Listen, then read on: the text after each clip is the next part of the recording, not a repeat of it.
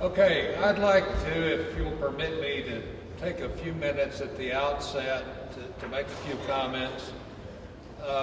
First thing I'd like to do is to extend a warm welcome to you one and all for being here this afternoon. For a number, okay. I'm not used to using microphones. I want to first express my thanks in Bill's behalf for you being here this afternoon. A number of you have traveled many miles to be here, and for that I'm appreciative. I'm sure that Bill would be appreciative as well. We're going to recognize Bill by some testimonials later, but before I do that, I'd like to call attention first to the fact that whether you are aware or not, today is Bill's birthday. He would have been 84. My wife and Bill were very much into birthdays, and so she thought that it would be an appropriate time to have this celebration of life. So not only is it his birthday, but we have some birthday cake. Feel free to partake of that if you will. Bill was one of 6 children, and though he was married for a short period of time, he had no biological children of his own, and his family consisted of the people he met along the road of life, his colleagues across the country with whom he was involved primarily in the forensic activity, and the kids, as he called them.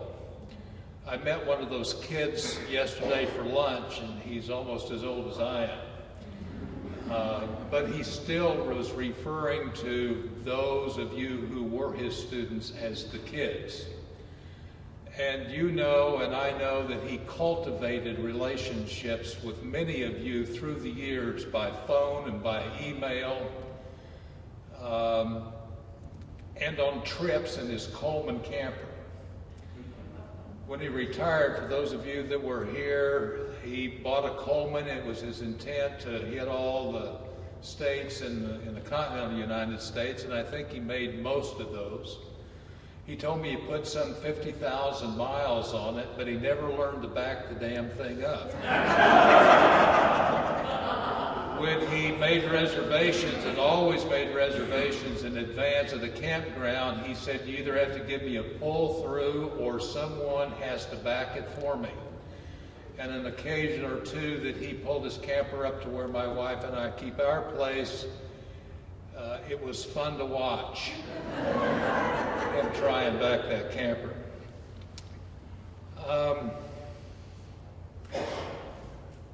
I said Bill cultivated friends. He was big into a number of things, including Farmville. And many of you may have been a product of that interaction that he had. He often said, I need to go home, I've got to cultivate my crops. And the cultivation of the crops many times were those of you.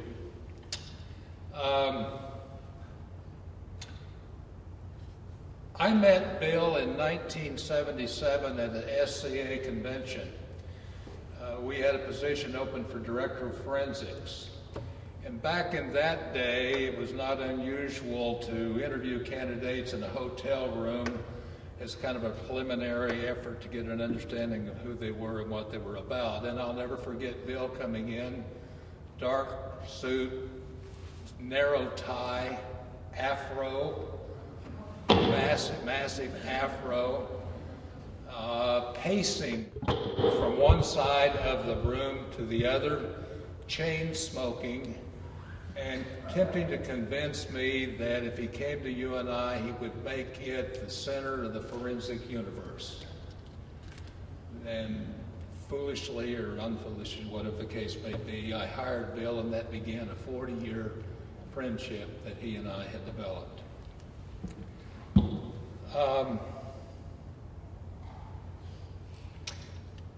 To answer a question that many of you have, Bill's diagnosis of having cancer from the time he was diagnosed to the day that he died was right at 5 weeks. It was very quick. There was optimism from the doctors early on until they found that it had moved out of the liver into the kidney and into the bone, into some of the organs. Bill was in hospice from 4 in the afternoon until he passed away at 1 o'clock the next morning. And I would say that's the way to go.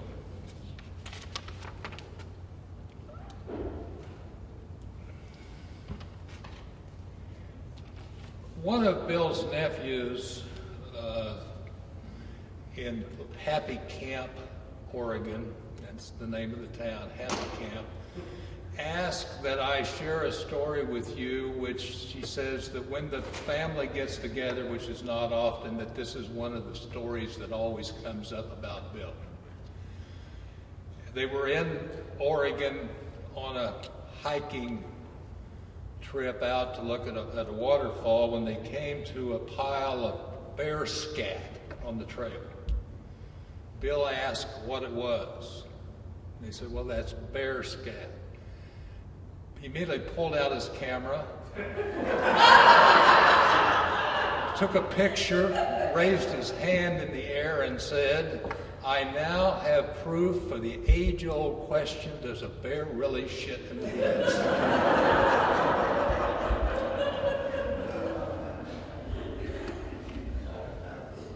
I'd like to thank John Fritsch for helping in facilitating getting the space and making the arrangements for us to meet here this afternoon for this event.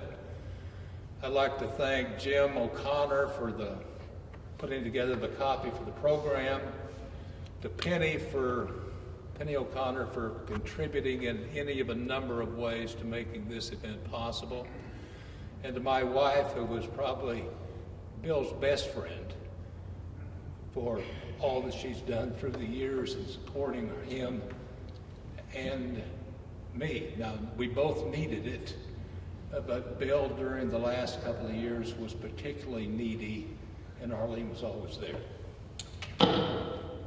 So I think we've kind of come to the point now that I kind of open it up to the floor for those of you who might want to share something about Bill. We learned a lesson at his retirement in 2001 that if you don't set a time limit, you're going to be here till midnight, and I don't think any of us want to do that. So let me ask everyone that chooses to make a comment to limit that comment to less than a couple of minutes, so we'll have an opportunity to pass it around and be out of here by a reasonable hour. And I don't have any order. I haven't even had anyone say, I'd like to make a comment, but I'm confident that there are a number of people that would. So if you will, one at a time, come to the microphone.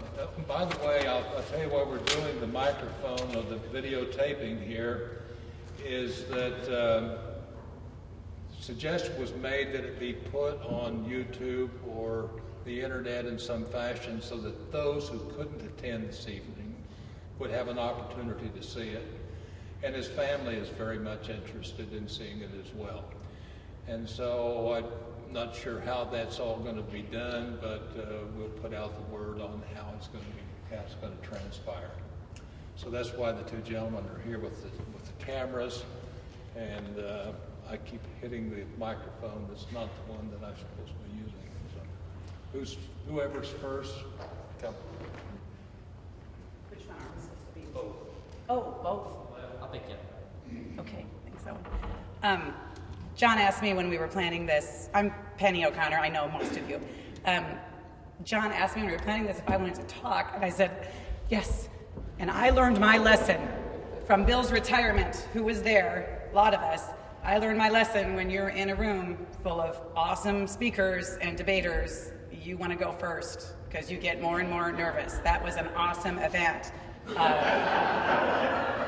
But Jim and I went home from that event 15 years ago and said to each other in the car, I'm usually not in a room of 100 people when I'm not one of the best speakers in the room. I'll be honest with you, I'm usually in the top 5% of that, and I wasn't that night. So I said, we're going to go early today. I met Bill when I was 13 years old. I was in 7th grade. My sister was a debater here at UNI. My much older sister was one of Bill's debaters, and I came for a family weekend and to visit her. And I was in junior high, and I just thought he was this crazy, I think he still smoked then, big hair, wild man. And then I forgot about him until I was 19, and he tried to recruit me for debate. I was a high school debater, but I didn't really like debate as much. I got to college, and he didn't care about me if I didn't want to debate, because he cared about debate in those years. And IE was, we always said the bastard stepchild.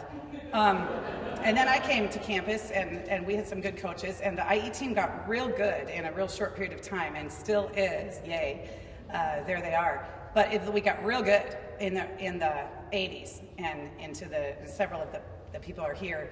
And then he took a great interest in me. When the program got really good, and we became friends, and then I stayed for my master's and coached for Bill for 4 years. So I coached the IE team for 4 years. When I quit coaching, Bill, I had children, and Jim was on the team too, and we had started to have children. Bill didn't want to lose contact with me, so we started weekly lunches. I have had lunch with Bill once a week for 25 years, and it has been fun. I don't know where the lunch money is going to come from now. I asked him, and he paid. About 3 years into it, he said, and I'm paying. From now on. My birthday present one summer was he pays for lunch forever, and he did. And as you can read on the program where Bill's estate is going, I asked him in the hospital, is there going to be a small trust fund for my weekly lunches? And he laughed and said no. But Bill was hard to work for. We all have stories of Bill, and I hope to hear some of them. Bill would bark at you, and Bill was very different, and he really mellowed out with age. But my daughter Lucy, who's here, and of course my kids all know Bill. Bill's been was first one at the hospital when all of my kids were born. Lucy helped Bill, and if any of you want to see it, I think she's got a video on her phone. A few weeks ago, Bill Skyped. Lucy went over to help him. I was out of the country, and he was able to Skype with some people that he was missing a reunion with. And she has a delightful video of him having his first Skype experience. But when I got back from my trip, I said, how did it go with Bill? That video was so cute. He looked so happy talking to the computer. And she said, I didn't know someone could still bark at you when you're just there to help them. Because he would say, yes, how do I do this? It's just very abrupt. And I said, Lucy, you're 24 years old. You've known Bill your whole life. He can bark at you through anything. So that was it was just a delightful time that I'm thankful to her that she was able to do that for him. So as John said, Bill went very quickly. We're sorry for people who didn't know it all. He didn't want everyone to know, and he was surrounded by just a very few of us at the end, but he was happy, and he made his decisions right up until the end. He did, even that morning. So we thank those of you who were able to come, just a few local people. I know Aaron was able to see him, some others weren't. Bill was a good friend, and Arlene and I have a lot more lunches because we share birthday lunches. It is really weird to go to somebody's house and clean it out, and every drawer you open, every wall you turn, there's pictures of you or your kids. Or your dog. Yeah, and I said to Arlene, my God, I snapped her a picture. There's pictures of us everywhere in this house, of me and Arlene. And Arlene goes, we were the light of his life. And it was an honor. Thank you.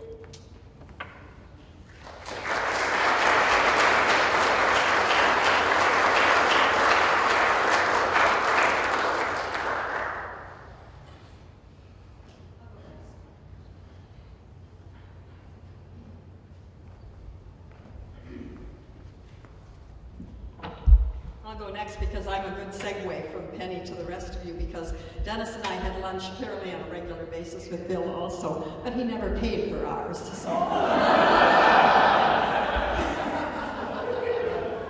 The one thing I wanted to express one of the most endearing qualities about Bill that I so enjoyed was his storytelling. And most of his stories were about himself. And he did have a lot of material to work with because he frequently lost things, broke things, found things, lost himself. It was just a continual stream of delightful, self-deprecating stories. And my favorite, or one of my favorites, that it still makes me smile, is when he went on a cruise of the Greek Isles. Some of you probably heard these stories, and he was leaning over admiring the ocean, and his glasses fell into it. His story about how he managed without his glasses and how he tried to replace them in a foreign country was nothing short of hilarious. And that's just one example of the numerous delightful stories he told about himself.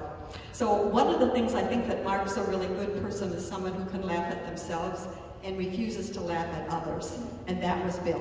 When the conversation turned to what might have been gossip, and when I think back, Rich West must have hated this, he refused. He simply refused to gossip, and he would change the subject immediately. What an endearing quality that was, and what an endearing man we lost.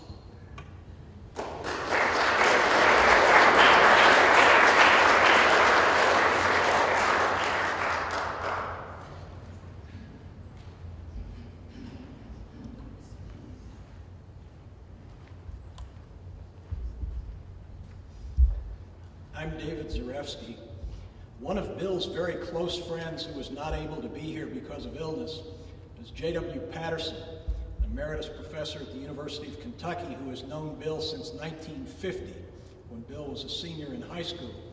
I'm not sure about this, but in J.W.'s absence, I may go back the longest of any of us here. I met Bill in August of 1962. I was a rising junior in high school. It had just been announced that Bill, who had coached rather unsuccessfully at a rival high school, had just been appointed to replace a debate coach, a very eccentric woman whom we all dearly loved. And so he arrived under a cloud of some suspicion. Over the course of the next 2 years, he won over the respect and admiration of that whole group, and continued to coach very successfully in high school for another 8 years before he went back to complete his own graduate work and start on the path that would eventually bring him here to UNI. I've had a number of relationships with Bill over the years, starting off as his student. The craziest of the relationships is I was his boss for 5 summers when he came to teach at Northwestern in the Summer High School Debate Institute. I was a co-author with Bill on 1 or 2 occasions, a colleague, professional colleague of Bill's for many years, and a very close friend.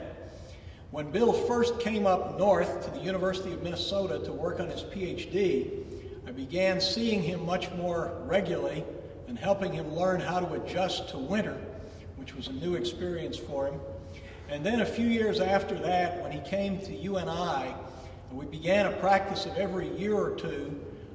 One of us would come visit the other, and to be honest, he came to Chicago more often than I came here, and I think that has something to do with his love for the theater in Chicago.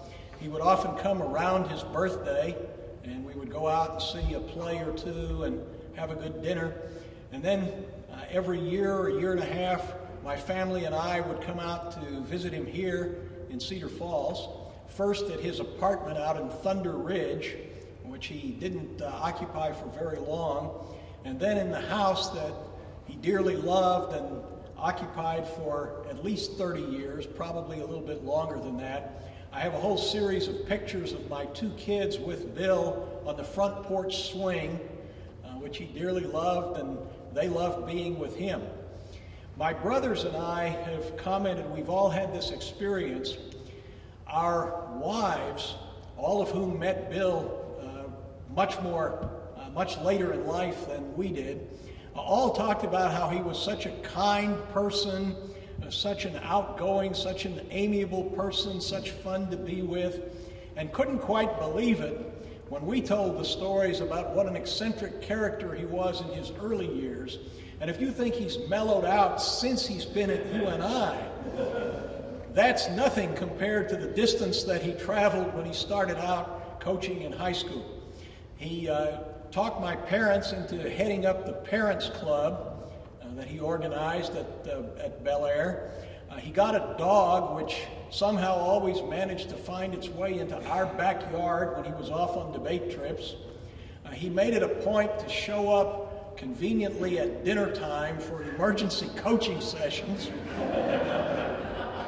To the point where we would have an extra place at the table set for him. But he became, over all that period of time, just an increasingly close friend, and very much a part of our extended family. My kids grew up calling him Uncle Bill, and that was the kind of relationship that they had. The last time I saw him was Labor Day weekend, when he and Dave Hinksman had come over to be present at the unveiling of the plaque on my late wife's gravestone. And it was so important for him to be there, and it was so important for me to know that he came and was with us on that wonderful occasion, as he made a point to be with us on so many significant family occasions, both happy times and sad times. I was a bit surprised to learn that his health had declined as rapidly as it did, but as John said, it's the way to do it once there's nothing to be done. I'm glad that Bill had a peaceful end, and like everyone in the room, I'm just so much richer for having known him. He has made such a difference over the course of my life.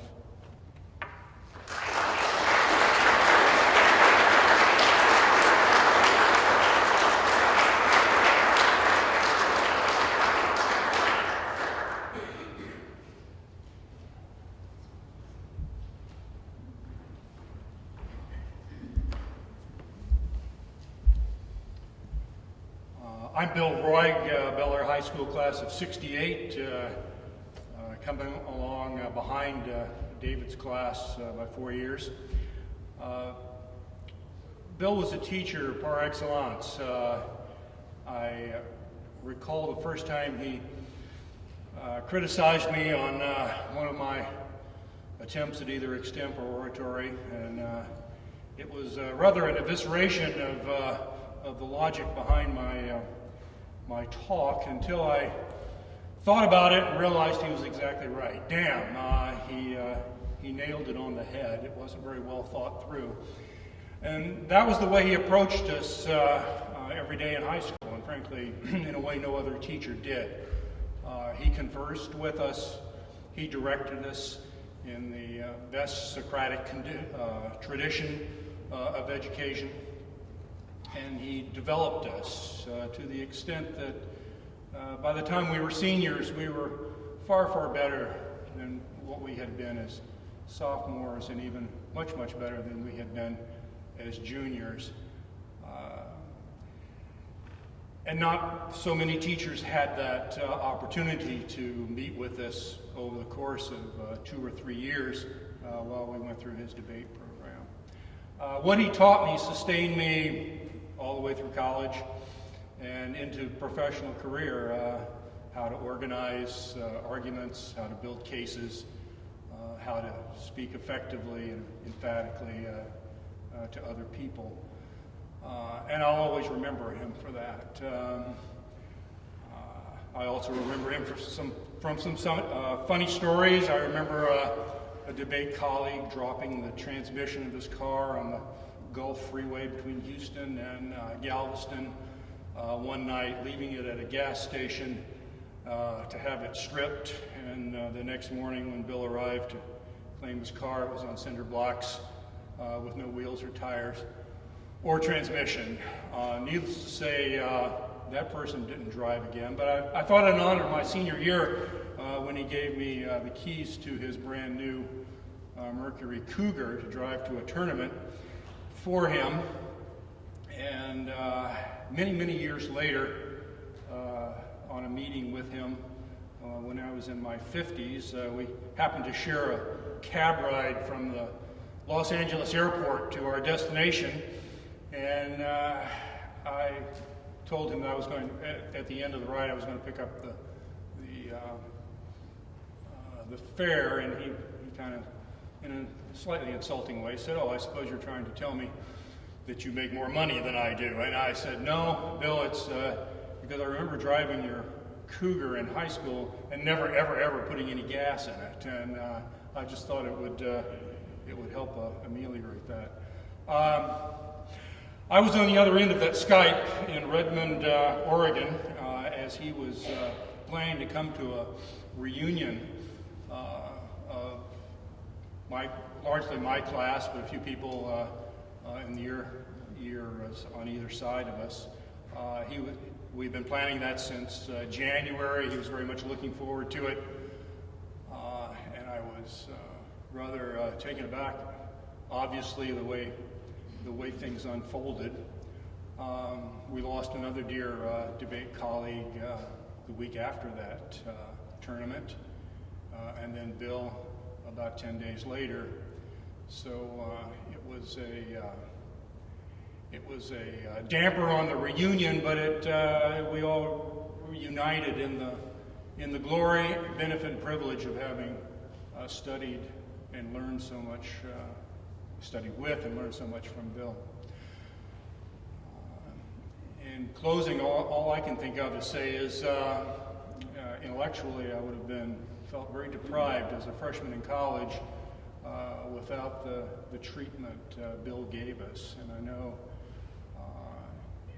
the gift that he had for teaching is something that most of his students felt and still feel over their lifetime. And so, Bill, if you're up there listening, thank you. Thank you for what you left us and what you gave to the Bel Air program.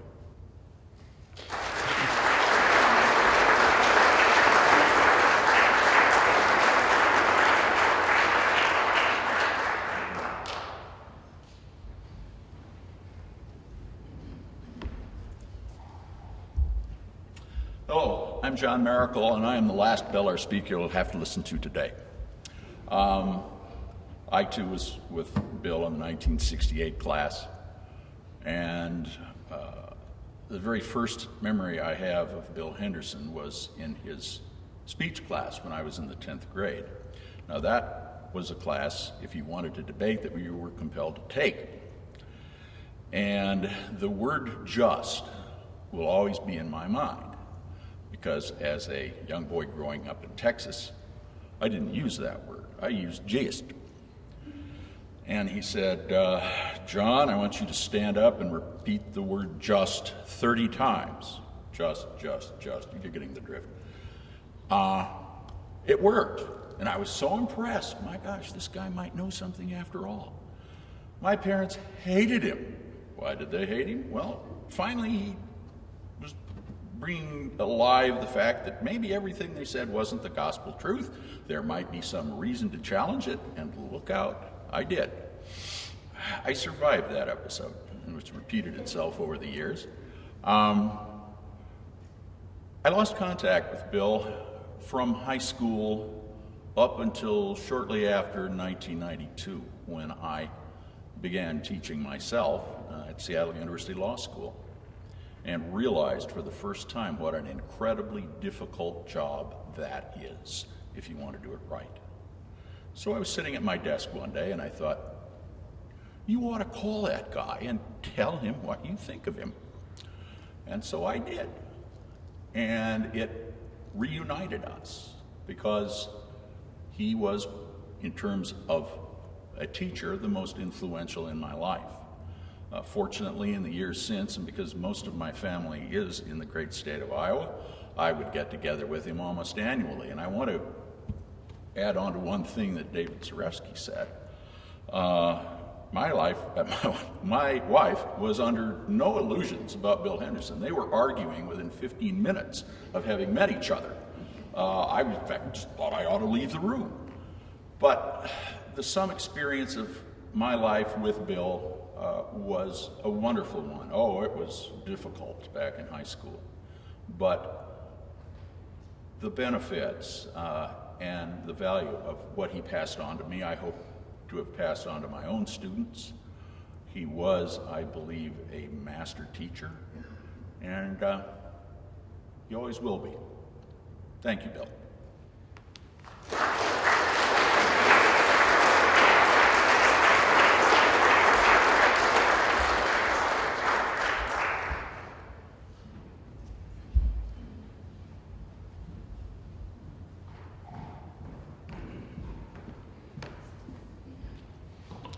My name's Ryan Sisko. I was with Bill from 1987 to 1991. And, you know, I'm not going to quote this verbatim, but good mentors don't lead you down their path. They help you find your own. And Bill was very much that person to me. Penny said that I competed in individual events, and sometimes we thought we were the bastard children, right? The debaters. Got more attention than we did. And I had great coaches my first 3 years and my last year, but I went to Bill my senior year because I knew I needed to reach another level. And I knew Bill was the guy who could help me do that. And he asked me what I wanted to accomplish, and I said, I want to be a national champion. And he helped me do that. He taught me, he helped me raise those skills of research, of writing, organizing, and delivering a speech that I make a living from today. We have lots of stories, Fuddruckers, The Color Purple, not the movie. But it will always stick with me that after I won a national championship, after we all went out to eat, he pulled me aside and said, I knew the moment you asked me to help you that you could do it. And he was right. So, safe travels, Bill, and we're glad you're not driving.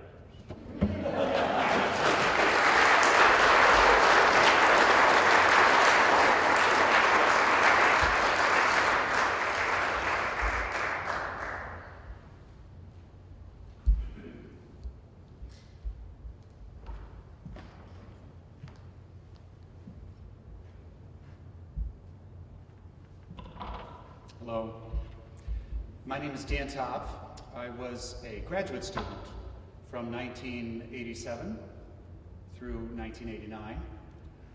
I was an okay student as an undergraduate and very bright, very focused on having a good time while I was in school. And as such, I saw the University of Northern Iowa as an extension to having a good time. So I managed to complete the 14-month master's program in 24 months.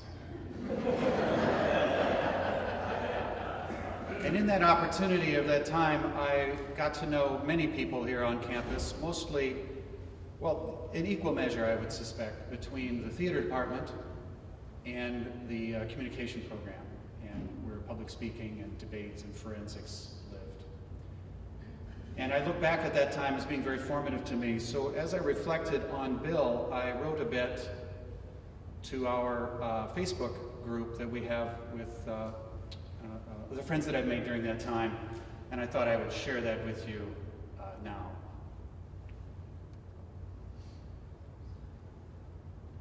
Henderson here. That's how Bill Henderson answered the phone. At least that's how I remember it. To me, that greeting was more than just a way to answer the phone. It's how he was for me while I was a student at UNI. He was here for me. I was just a kid when I met him the first time, fall 1987. He was in his office in the back behind the desk. He called me in and welcomed me. I was intimidated. I saw his dissertation on the bookshelf was something about Nixon and Watergate. I thought he might know Robert Redford. I was young. He knew my mentors at Loras College personally, and he was excited that I'd be teaching the basic speech course with Mary Bozick. She's a good mentor too, he said. If I needed anything, I should ask. It was Henderson here when my little Datsun pickup broke down. He referred me to his mechanic. Up the street from the dome near his house, it was fixed right away. About a year later, I decided to stay at UNI. I was having a good time. I wasn't ready to graduate for lots of reasons. He welcomed me onto the forensics individual events coaching staff. I thought it'd be fun. It was. So much fun, so much laughter, so many friends. With Penny, Bruce, Bill, and many of you here, it was such fun. And so many topics and literature pieces that are forever linked to all of you.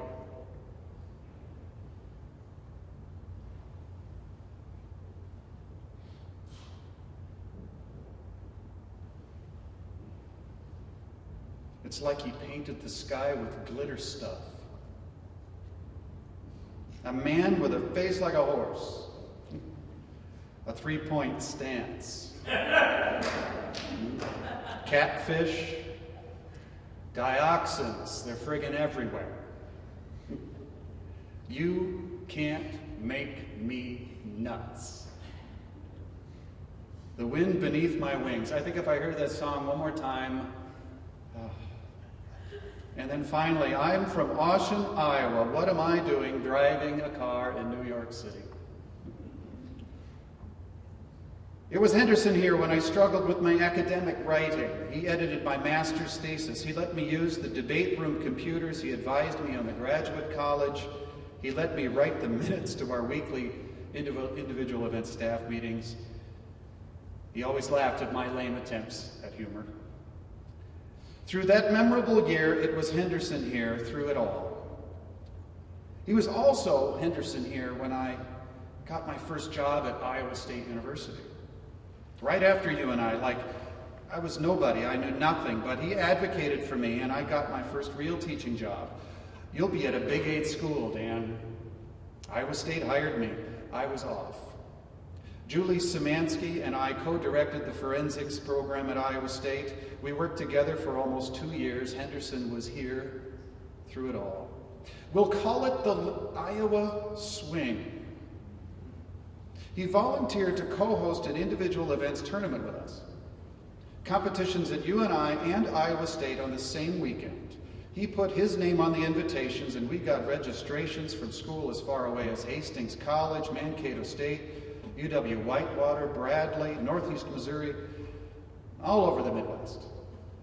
He knew our little forensics program didn't have secure funding. He put his name behind our little tournament, and it was a huge success. I could go on and on. It was always Henderson here. I'm sure most of you can speak to that. He's had an impact on all of our professional and personal development. He certainly has had an impact on mine. I hope I can live up to his example. Henderson here. Godspeed, Bill Henderson.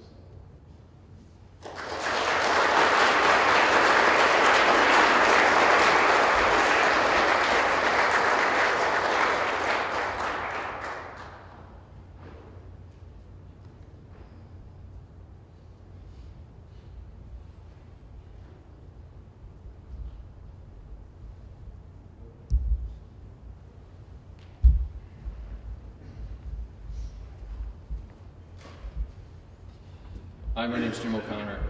It's obvious to all of us who knew Bill that Bill was, for lack of a better term, an American original.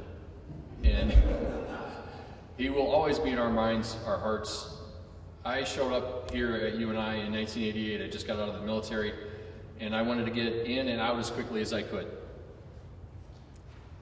And I didn't think I would pick up any baggage while I was here. My mantra... You took that bad, I didn't. Jeez, man, this crowd is tough. What I was talking about was I had a personal mantra: no booze, no women, no extracurricular activities. I was here to get in and out as quickly as I could. I wasn't going to get involved with anything or anyone. That was it. Henderson, through his minions, hooked me into joining the speech team. That was not my plan. I ended up meeting this woman who became my wife. That was not my plan, and it's been absolutely phenomenal. And as we've said, as you've heard, Bill had this really unique way of glomming onto you. And I was here for 1 year. I was in, I was out, I was gone. But Bill never left. Bill was part of our family. Bill was part of our reality, day in and day out. And thank God. What an amazing guy. And he had such an incredible impact on me and our family. We'll never forget him. And as you look at the back of the little pamphlet there, we talk about the impact that Bill had on all of us. And that's why we're here today. And I know for you students on the team, thank you for being here. It's awesome. Most of you probably didn't have a chance to know Bill. But the really, really cool thing, something that I am incredibly proud of, even though I was here for 1 year, I was here.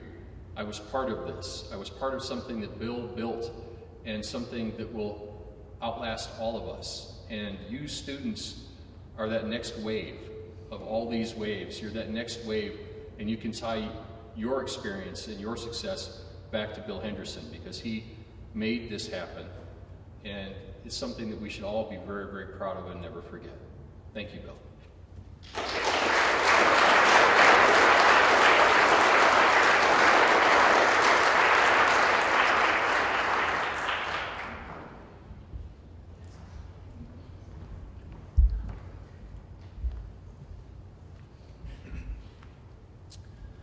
I'm John Fritsch. I'm the Dean of the College of Humanities, Arts, and Sciences here at UNI, and I'm also the Director of Forensics. So my relationship with Bill is very different than any of those of you who have spoken already, in that I was never coached by him, nor never worked with him. My experience with Bill, my first memory is the first time that I recall him judging me. And I was shocked. Just 2 weeks ago, I was talking to one of the people he played racquetball with on campus when he was working here, and he said, we always called him Wild Bill. And my mouth dropped, because that's what we had called him on the debate circuit. And I said, why did you call him Wild Bill? And they said, well, he's left-handed, and he swung that racket like a wild man. And I said, well, we called him Wild Bill because you never knew how he was going to vote in a debate round. In fact, my first memory of Bill is my partner was sitting there, and the other team was making an argument which we had nothing to say about. And my partner looked concerned, and he leans over to me and goes, what do you think we'll do? What do you think we'll do? And I said, I'm not worried. And it was my turn to speak next, and a little bit longer, and he goes, what are you going to do? And I said, I'm not worried. And he said, why? And I said, look at Bill. And Henderson was sitting there timing the speech like this, did not have a pen in his hand, was completely discounting what they had said. So that was my experience, my initial experience with him.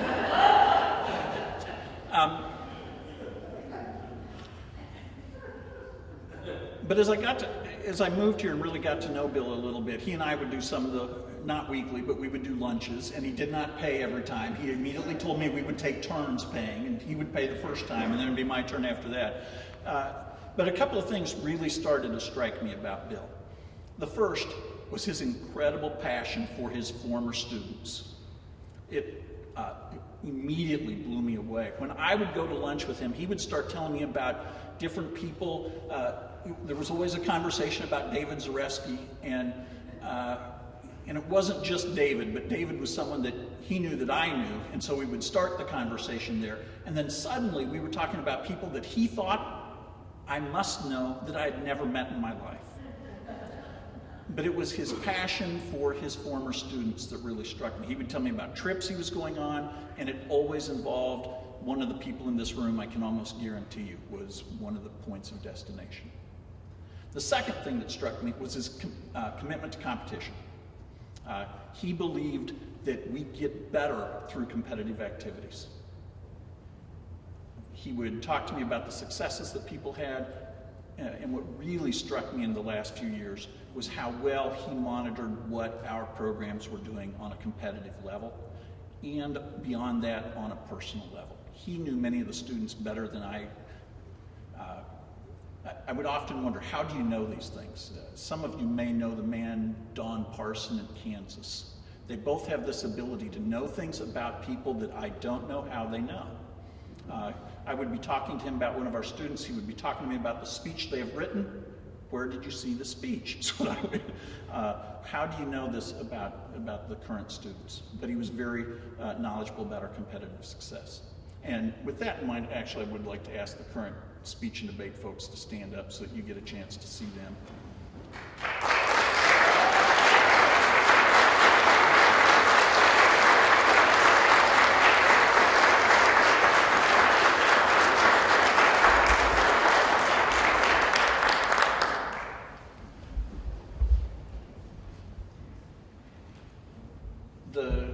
His commitment to our program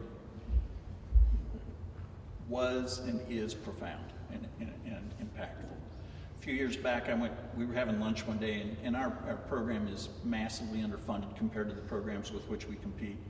And I was saying, this year we're going to make a couple of cuts to our program. It was just having that kind of conversation. Here's where we're headed. Here's what we're going to be able to do. And he says, I'll write you a check for the debate team. The next year he said, I was thinking about it, that's not right. Both teams need a check. And so every year he writes a check to the program so that we can go to some of the tournaments that allow us to be competitive at a national level, because he believed that that was important and that was important to him. And I hope that the other thing that strikes me as I think about his life is that commitment to forensics as a way of life. It was not just an activity. It was more than a classroom. It is the way that we become who we are. I think if everyone in this room who has been in forensics, if you look back on your life, the impact that it had on your life, the impact it had on my life, even though I wasn't part of this particular program, he understood what it can do to people. And when you think about Bill's life, everyone in this room, even the people who just stood up who did not really know him, share that same commitment. And I think that's one of the things I will always remember about Bill's life.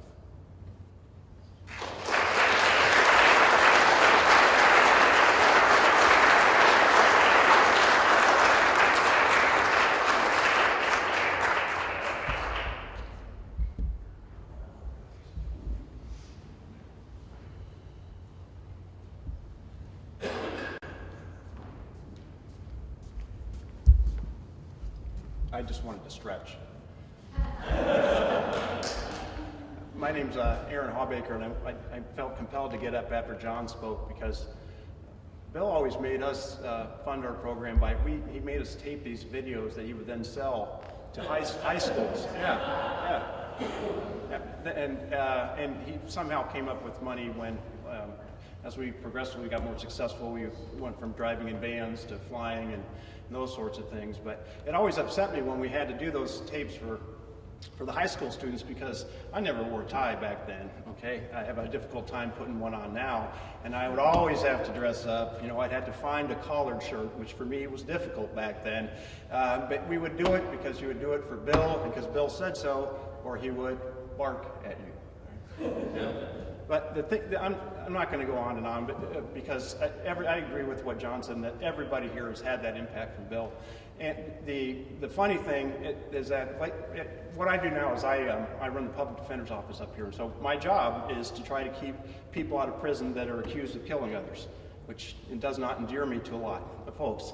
But one thing that I found over the years is during the trial process and with jury trials is that my debate experience, even though it helps that argument part and that sort of you said, I say, you say, I say, those sorts of things and the research that's involved with it, that is not what has had, I think, the largest impact on me and my ability to do well, I hope, in what I do.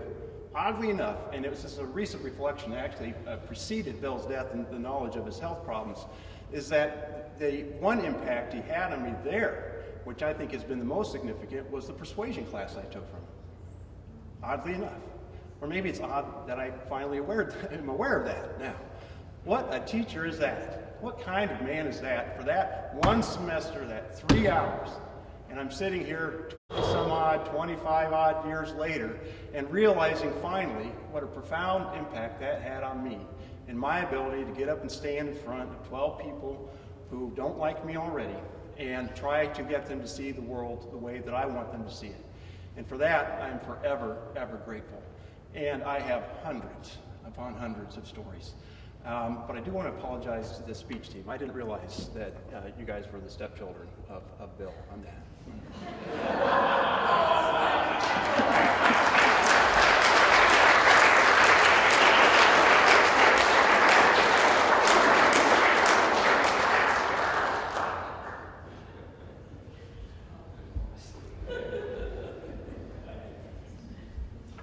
I just have to say that I met Bill when I was at Central State in Edmond, Oklahoma, many, many years ago.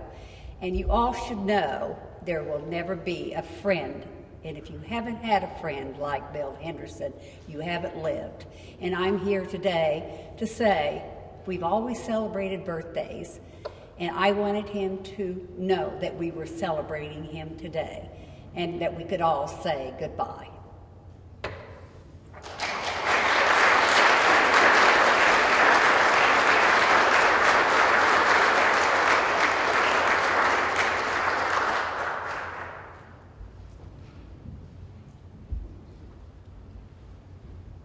Anybody else?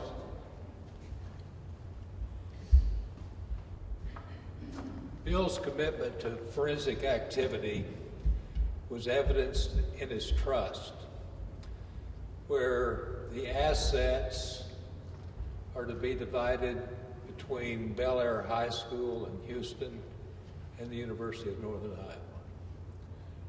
And I think that more than anything else underscores where Bill came from, what he wanted as far as success was concerned for his students past and present, as well as those of you in the future. And so both Bel Air and students from the University of Northern Iowa will have an opportunity to have access to those funds to assist them to do the things they might otherwise not been able to do. And Bill was very excited about the fact that that was going to be the case, and he went to great pains to sit down with Sue and put that together in his trust. I appreciate you all coming. I think that Bill, in his own way, appreciates you your coming as well. And I'd invite you to have a peace birthday cake, cup of coffee, share some stories, hang around as long as you wish. And again, I thank you personally for coming.